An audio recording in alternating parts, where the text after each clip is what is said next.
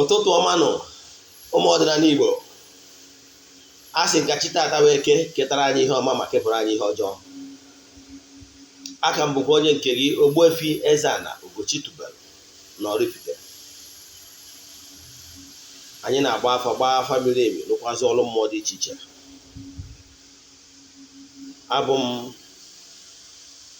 onye mgbasa ozi ọdịnala Igbo, bụrụkwazị onye isi nchụaja na Ugochi tubelu ọdịnala temple, ya na onye isi nchụaja na ọdịnala Igbo restoration ministry. My mission is to help people live better life. N'ụbọchị taa na temple ejego ngo ọfọ kwubi okwu n'isi ndị enyi anyị niile, friends of the temple, my partners, ndị niile ihe anyị na-eme na-amasị, my friends and subscribers all over the world and viewers.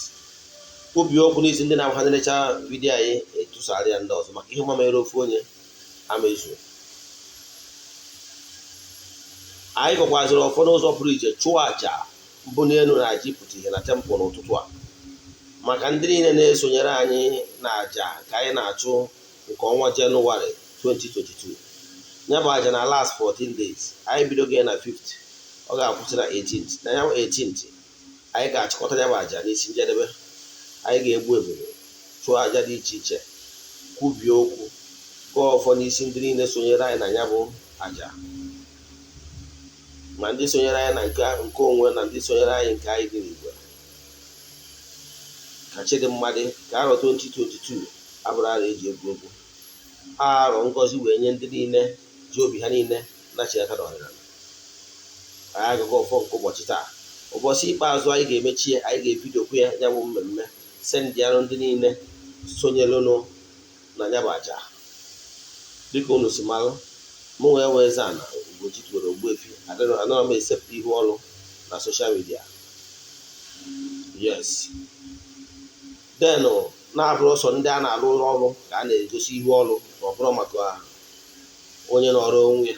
Ịghọtara ya? Ọ usoro m ji eme nke m.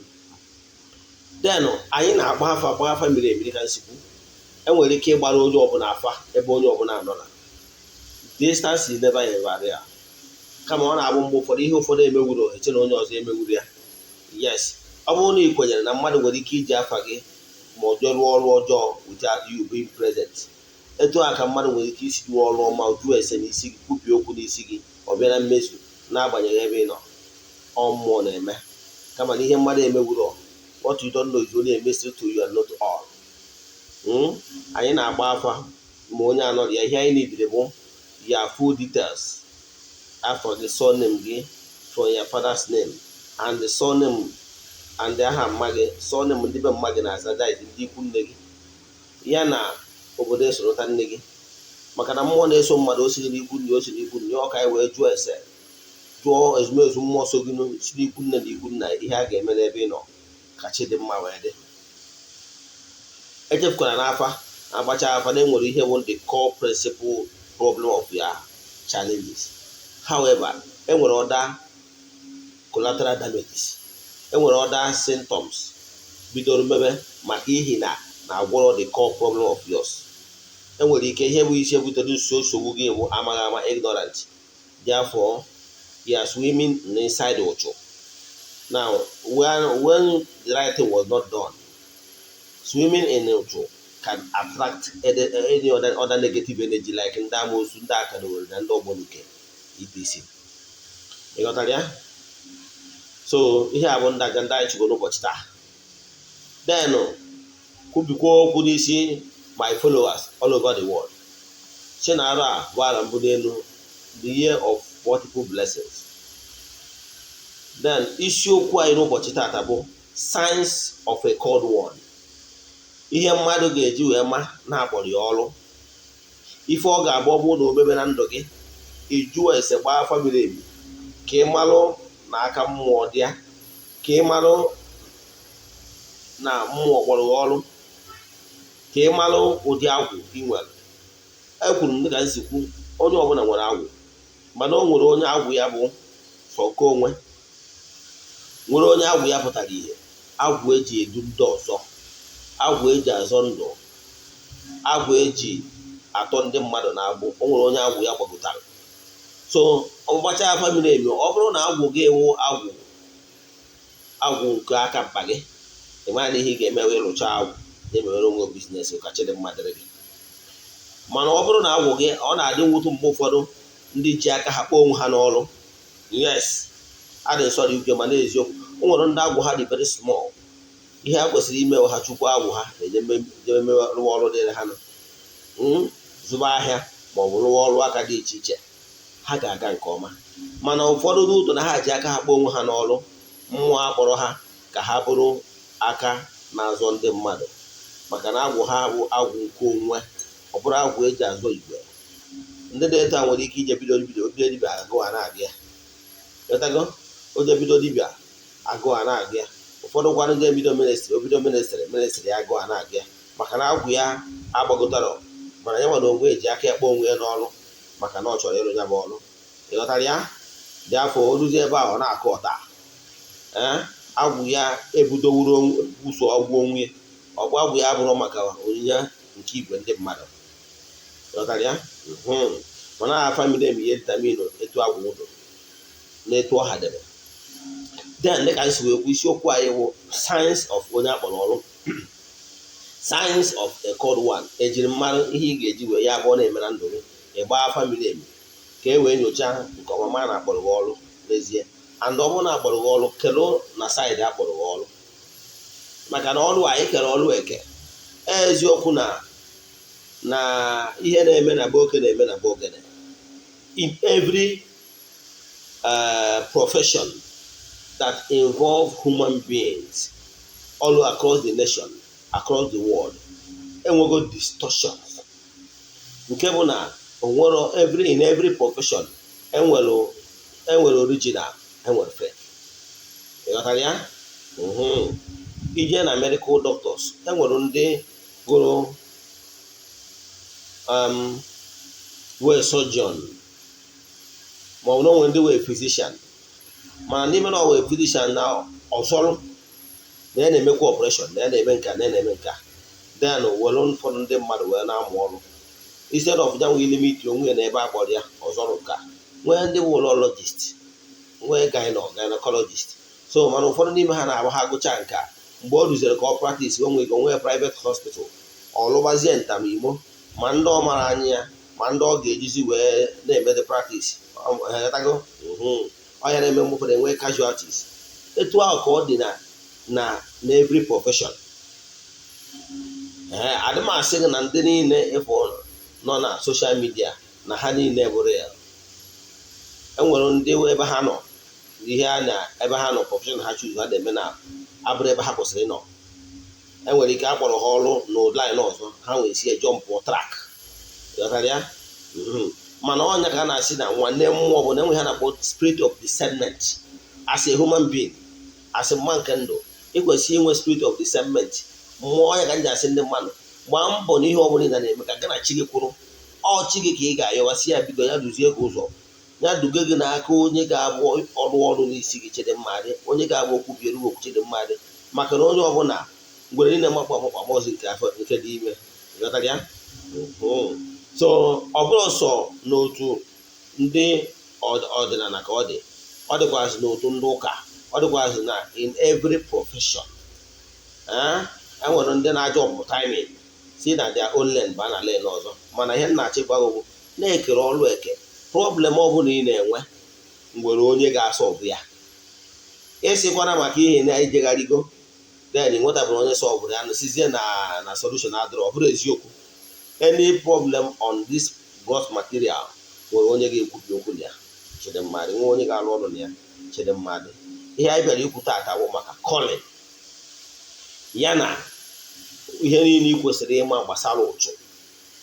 Na bụ isiokwu a n'ụbọchị taa bụ what the science of a called one and all you need to know about negative energy ụchụ.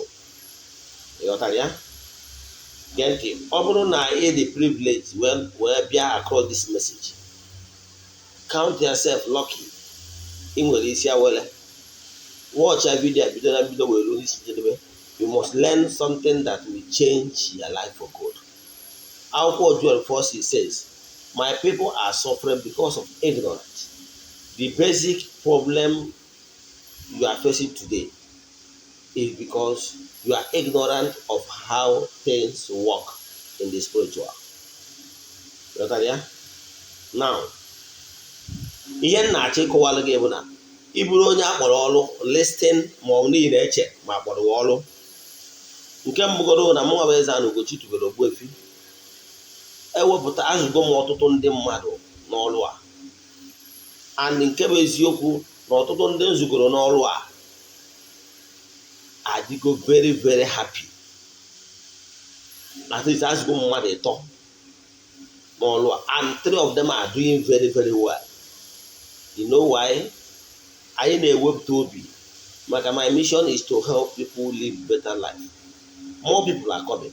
Ndị na-agwa gị mmadụ 3 mụsugoro ọrụ n'aka mbido ọrụ, they are all doing well.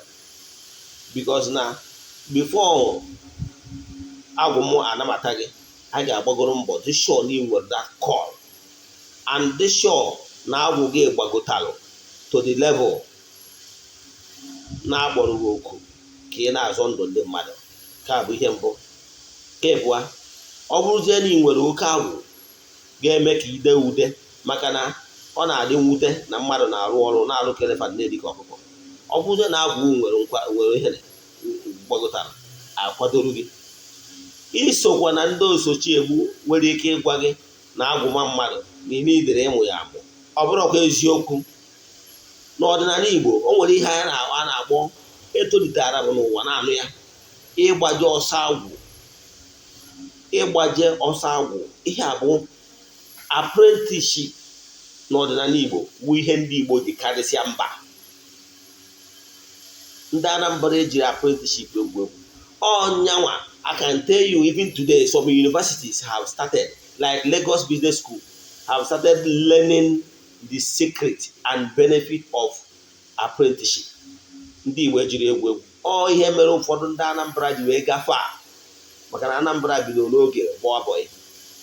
Nke mbụ eziokwu na mentorship is very important.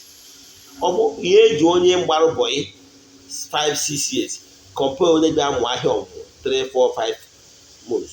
Ịghọtara ya? Ha bụrụ ofe arịa ma aka. Ịghọtago? O nwere ihe mmadụ ga-ekụziri gị ihe learn from casual social media.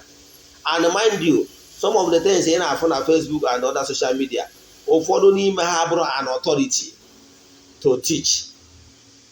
Ụfọdụ na-awụ kọpị ihe ọ kọpịtara onye a tichiri, o je tizie nnu na ose wee kụzie nke ya. Kpata na ụfọdụ ndị mmadụ na-adị confused. Onye ga nji agwa ụfọdụ ndị mmadụ, know who you are following.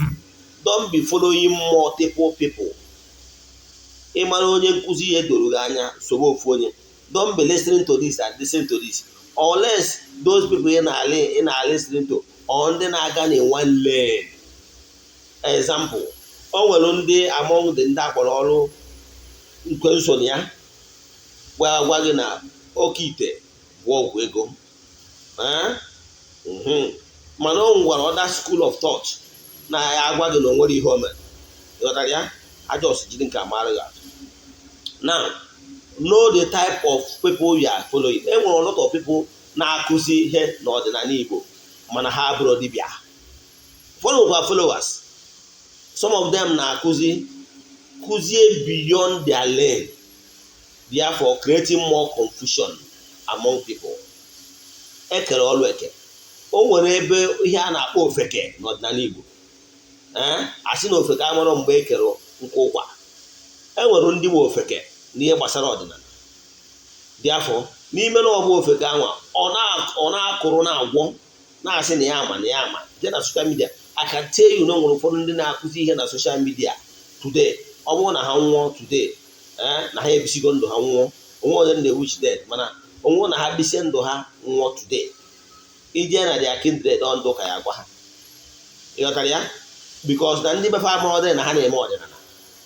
Enwero legitimate recognized ọdịnala Igbo dị na their own town maka na mba na-asụ n'onu n'onu akwa ụkwara ọ bụrụ ofu ha bilong.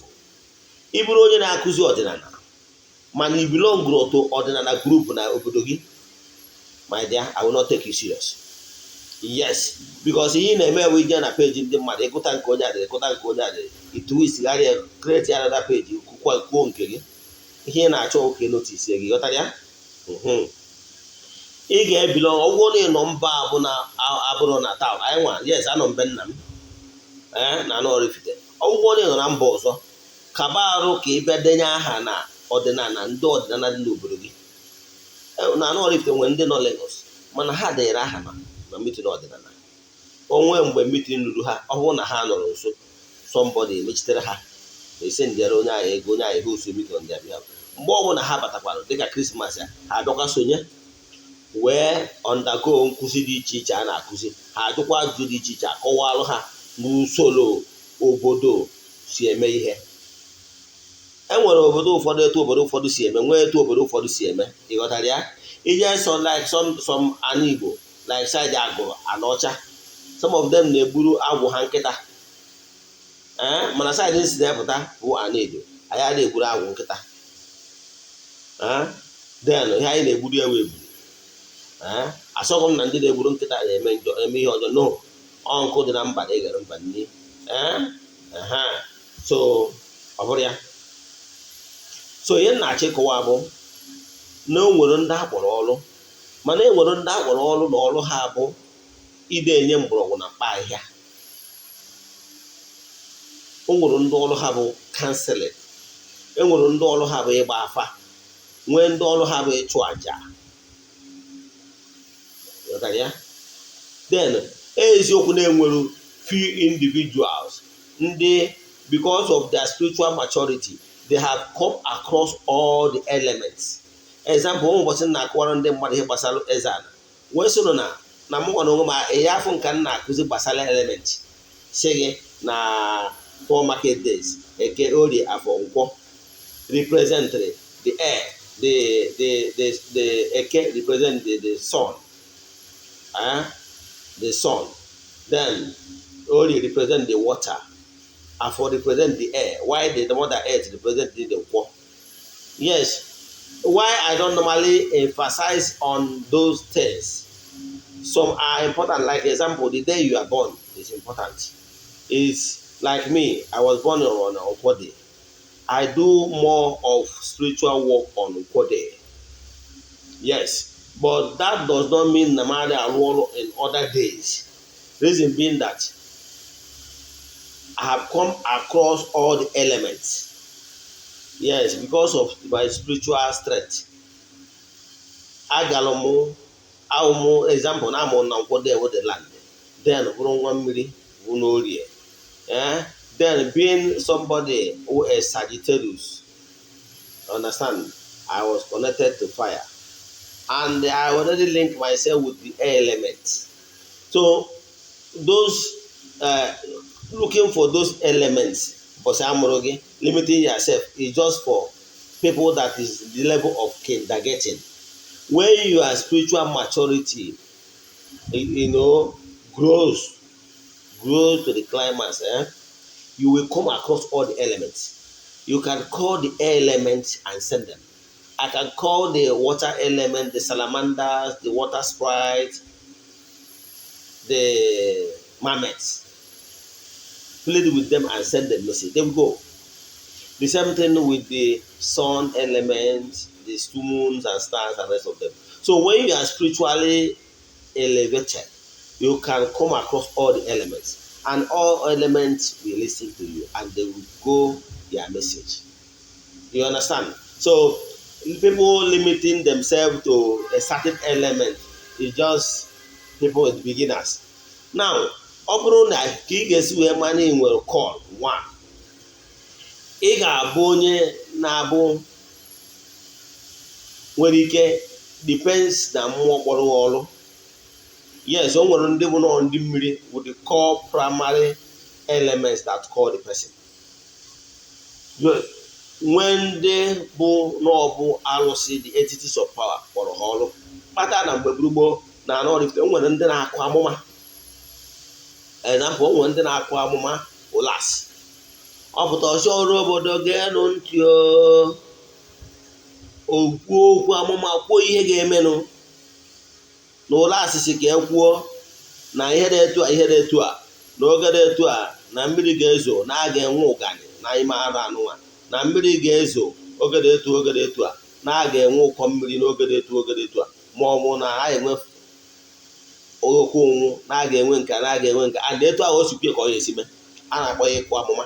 O nwere ndị na-akụ amụma ụlas akụ amụma alụsị ịmanụ ndị alụsị kpọrọ ọrụ then enwere ndị bụ nọ ndị ichie na ezumezu kpọrọ ha ọrụ and so on and so forth and ndị niile akpọrọ ha ọrụ ga-abịa na evisit gị. Example, ị nwere ike ịzọpụta ị na-afụta onwe gị in the midst of lions and they find out that you are not even frightened. Ị dị atụ ha ụjọ, you are a kind of relaxing.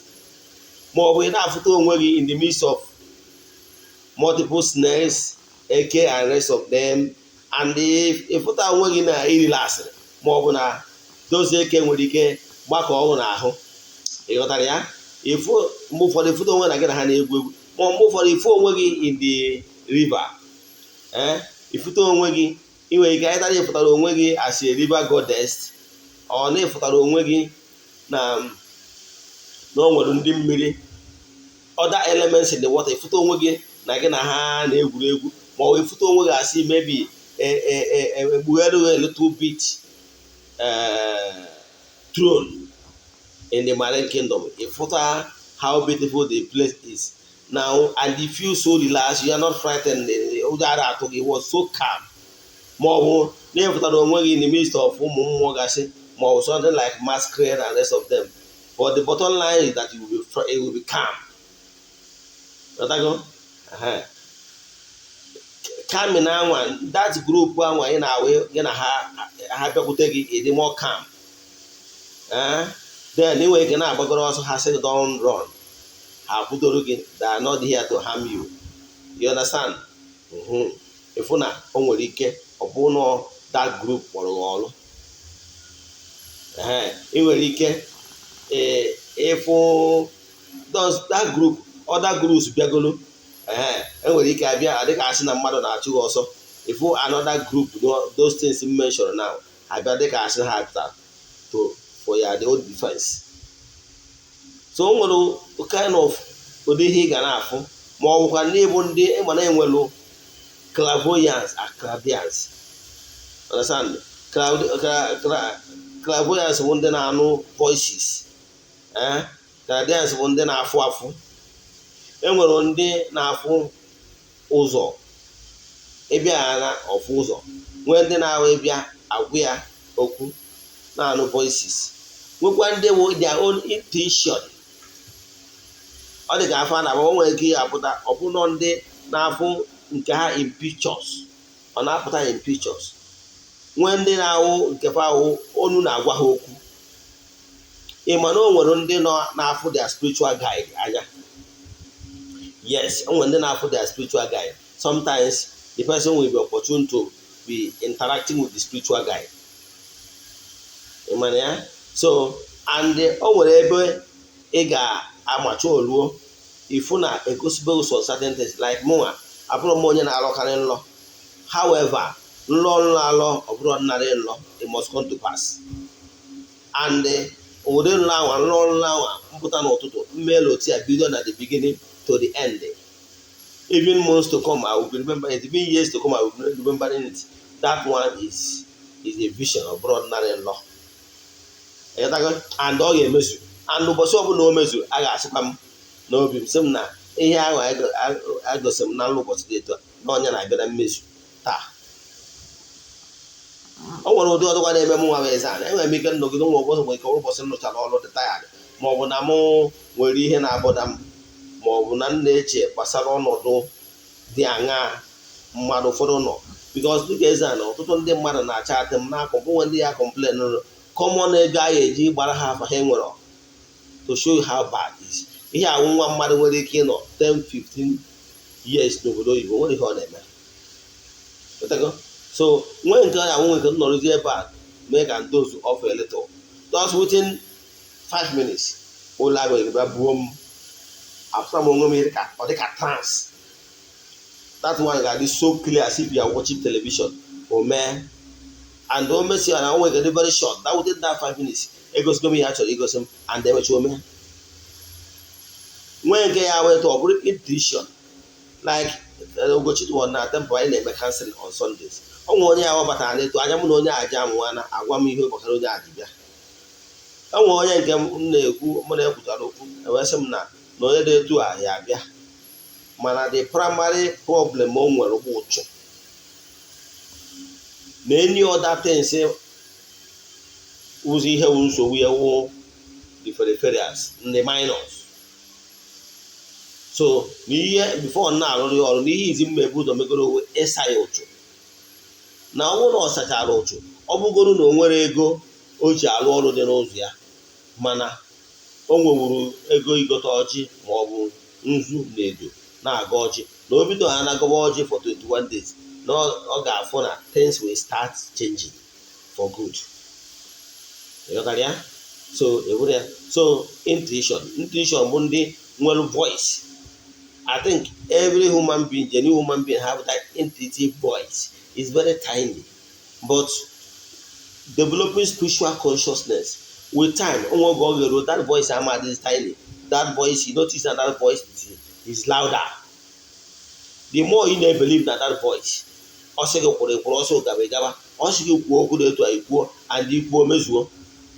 the more you believe that intuitive voice, the more on the clearer and louder and louder and louder. You got that? So, ọ bụrụ na ịbụ onye na-enweta notice ụmụ ihe ndị ahụ kwụsịrị kịta, ị bụrụ onye na-awụ ọnọgide etu a, ịnụ ka a kpọrọ oku, ịnụ ka a kpọrọ afa gị, mana ịnegharị anya onwere onye ya afọ, but ịnụ ya loud and clear na-akpọrọ afa gị. Enwere ike ịnọkọtakwa ịnụkwa ka afọ kpọkọrọ afọ ahụ ọzọ. Enwere ike ọ bụrụ na onwe gị na-ebido n'ịza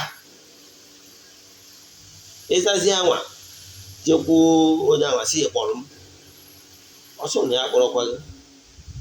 Ọ dị ka ihe melụ Samuel mgbọsị nke ọnụ na-akụ gbasara Elkana na Baịbụl ewesị na onye a na-agba onye amaghị Elkana na nwunye Hana na nwunye ya na-amụtara nwa. Nwunye ana wee jee na ogige Shailo, that is ebe nchụaja na temple, wee yọbachi Chukwu okike kedu nke ya mere wee tụba arịrị detu o si wee dịrị ya. Tụcha arịrị ma ọ na-atụzi arịrị na mwute di ya wụ Elkana wee sị ya nwaanyị kedu mgbe o bidokwazi tụbazi nwazie mmanya. Ọ sị ya nna ya ukwu na onwekwanụ mmanya ya ṅụrụ kama nọ na mwute ọ na-ewutie ka eji wee bịa n'ihu Chukwu okike nke pụrụ ime ihe niile wee na-akọsa etu o si wee dịrị ya.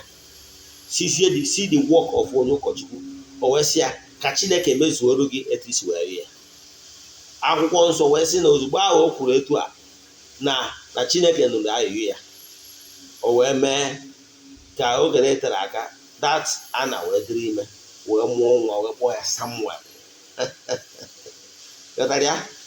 Ọ Samuel ahụ abụkwa the choosing personality ka ọ na-abụ mgbe ọ na-asa abụ nna ya ukwu, ma ọ na-asa abụ nna ya ukwu dịka onye ụkọ, dịka nsi wee kọwa n'ala Igbo na-eji eme ihe a na-akpọ ịgbaja ọsọ agwụ. Ịgbaja ọsọ agwụ bụ you must have mentor. You must be mentored by someone that is higher than you. And please, if you are going to learn work with somebody that have made it.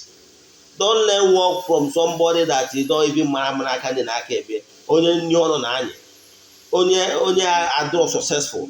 If you want to go into transportation business, will you go to Kabu driver or you go to Young GEO or God is Good Motors? You go to people that really merit, that are the one that will guide you properly. But the Kabu man living nearby your street, hey, we ọ na onye zụwa mmadụ ọzọta onwe ọzọwa mmadụ ọ na-eme ihe ọ na-enwere. So mara onye ị na-eso, isoro onye dị reche, isoro onye adịrọ successful n'ihe ọ na-eme. Kedu ka ihe nwaanyị esi dị successful? Ọ maka esi adị successful wee ghara ịgwa gị? Ọ maka esi adị successful wee ghara ibu ụzọ dị successful n'onwe ya ka o wee nwee ike gwa gị? Ọ ihe ị kwesịrị ịjụ onwe gị.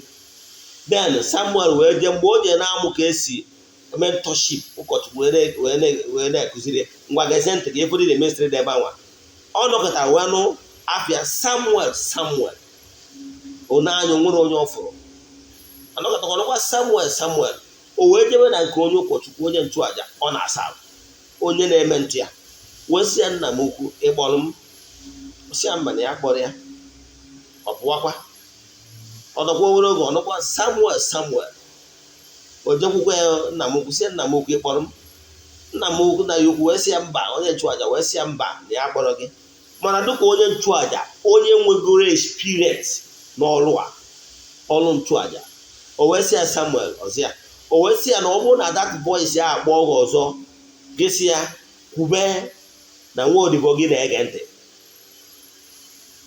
ọrụkwa voice ya akpọ ya ọzọ sị ya kwube na nwa odibo gị na-ege ntị that voice wee bidozibe ya ozi ọ gbaragharị so then the thing bụ na a ga-enwerịrị mentorship adịbi na Samuel enwero onye wume ntị ya voice ya ga na-akpọ ya mana akpọ ya ọmọrọ ka ọ ga-esi wee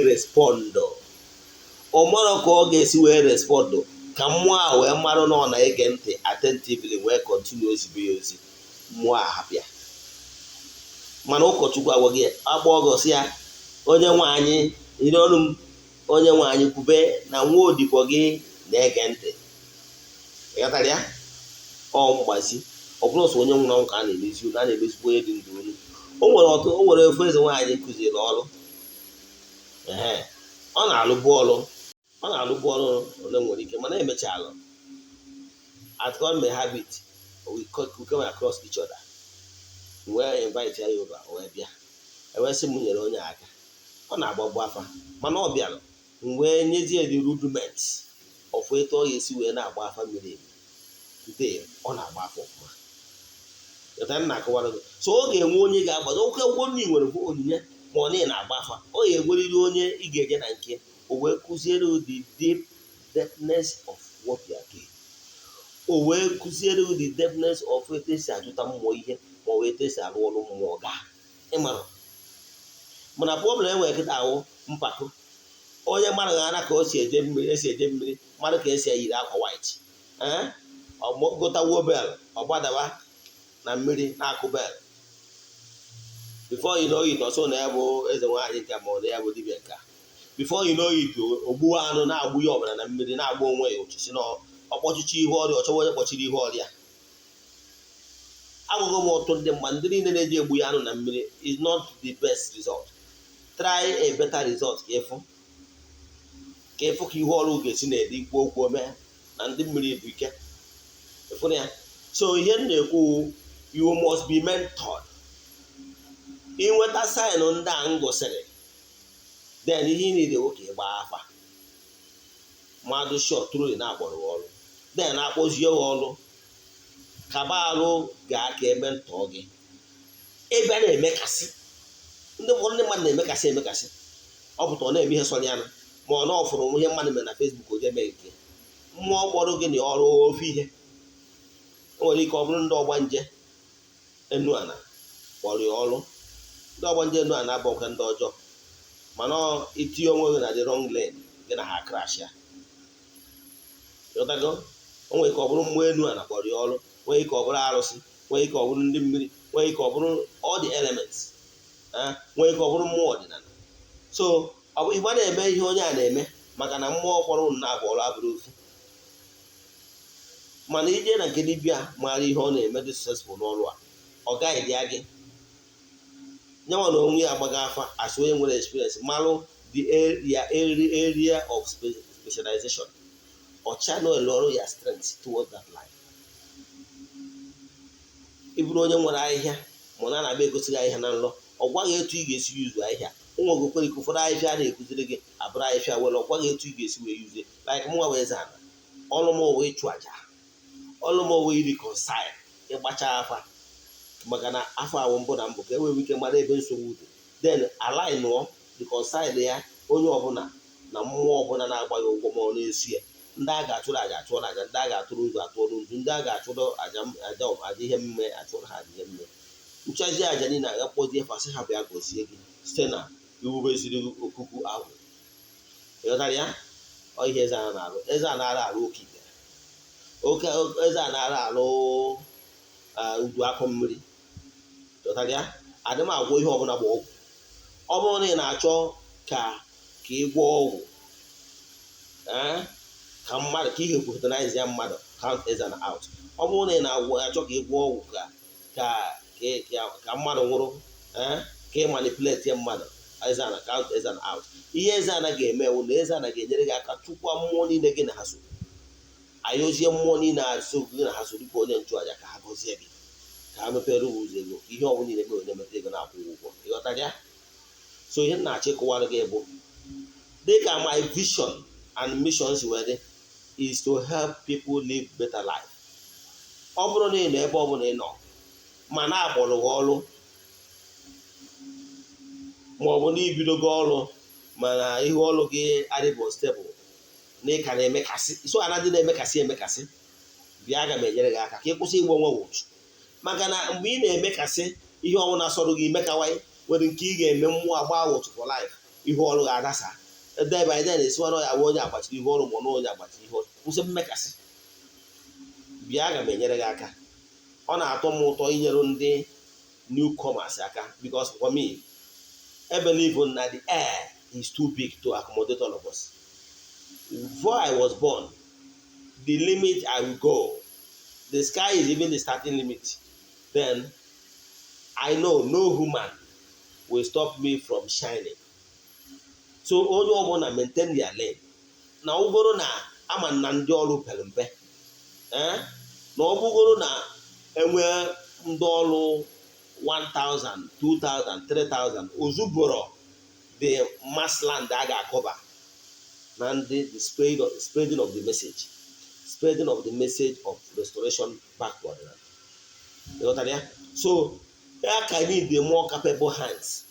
So ọ bụrụ na akpọrọ ọrụ and honestly, sincerely, mewu nwoke mewu nwaanyị ị chọrọ ịrụ ya bụ ọrụ n'eziokwu n'ezi asụsụ, bịa na EZE-ANA Ogbuefi EZE-ANA Ugochi tubelu. Aga m enyere gị aka tren ọgwụ mezie ọrụ kwụba gị ka ọ ya abụọ bụrụ na ụzọ ga adịbụ clear, ụzọ ga adị clear. Belụsọ na ọ bụzie na anyị gbasị ya afafụ na onyinye amara gị dị too small na ihe eziwo ịrụ ọrụ mmụọ wee rijuo afọ, then you better hazie ihe dị n'ụzọ ije lụwa whatever business or aka ọrụ inwe. Mana ọ bụrụ na akara aka gị chapelụ nke na ị ga-eji wee dude, why not come EZE-ANA ga-enyere gị aka ka chi dị mma wee dịrị gị. Lekwa ihe Uchu nwere ike ime mmadụ. Ụfọdụ nwere ike ịsị dịka nsikwu maka Uchu dị too bad. In fact, I can tell you na etu esi gosi m na mmụọ ụbọchị nna ajụ wee na-asị kedu ihe kpatara ọtụtụ ndị mmadụ si akpọ ụta. Ewee sị m na 80% of ọtụtụ ndị mmadụ ndị cross go my path, their challenges has to do with Uchu. No Uchu ihe izi anyị ebu ụzọ lụrụ onye a bifo arụọzi ọrụ ndị ọzọ. Uchu na-eme mmadụ. O nwere ụfọdụ ndị enwe ike isi yes gị nwa na-ene mmanya, yes gị nwa nwere ike isi na mgbe ị dị n'ụmụazị na ị na-alụ nlọ ọ dị very clear, na mgbe ị dị n'ụmụazị na ị na-afụ vision like television ọ dị very clear. Mana kịta na itolitego dịka agbọghọbịa dịka okorobịa ịdị afụzi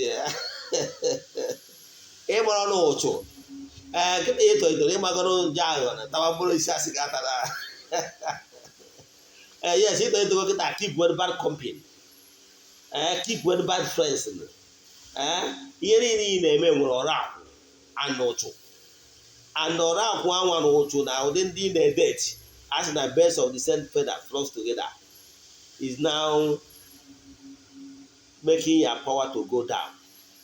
Uchu na-akọbazi ka ọkọbagbuo gị, na-akọbazi gị n'ụdị na eme ozi aka nri na aka ekpe.